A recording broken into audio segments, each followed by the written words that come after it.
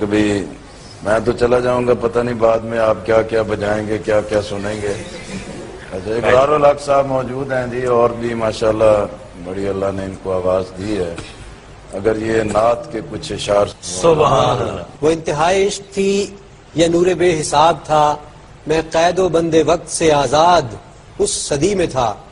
وہ دور مصطفیٰ تھا میں مدینہ نبی میں تھا۔ سبحان اللہ۔ وہ دور مصطفیٰ تھا میں مدینہ نبی میں تھا۔ پھر صحابی جاتے ہیں آپ صلی اللہ علیہ وسلم کے پاس، جائے کہتے ہیں کہ آنے والے دور کا ہے امتی گناہ گار، ہند سے یہ ہے حضور ہے مگر سیاہ کار، مسکرا کے آپ نے کہا کہ روکنا نہیں، امتی ہے اور وہ بھی آنے والے دور کا، طے ہوا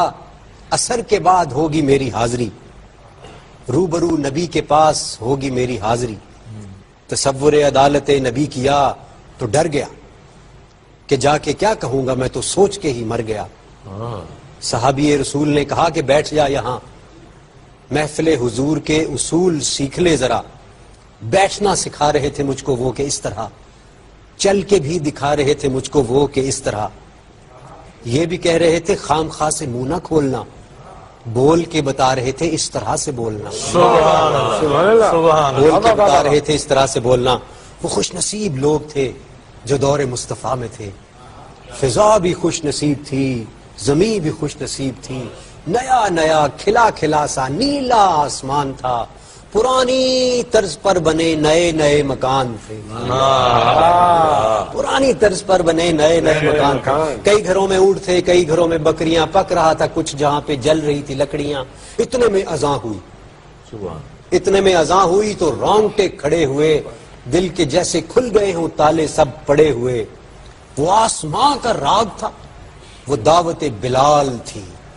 میرے لیے تو دعوت وصالی جمال تھی، دھو لیا نہا کے میں نے وضو بھی بنا لیا، نسبت حضور میں نے عود بھی لگا لیا، گھر سے ہم نکل پڑے صحابی رسول کے، جا رہے تھے سب ہی سمت مسجد رسول کے، وہ دھڑکنیں عجیب تھیں، وہ کپ کپی کمال تھی، کہ آنکھ اشک بار تھی سراپائے ملال تھی، روح تھی کہ دید کی تڑپ تڑپ تڑپ تڑپ، دل میرا دھڑک دھڑک دھڑک دھڑک دھڑک دھڑک، ہر قدم پہ گھٹ رہا تھا فاصلہ حضور سے، ہر قدم پہ گھٹ رہا تھا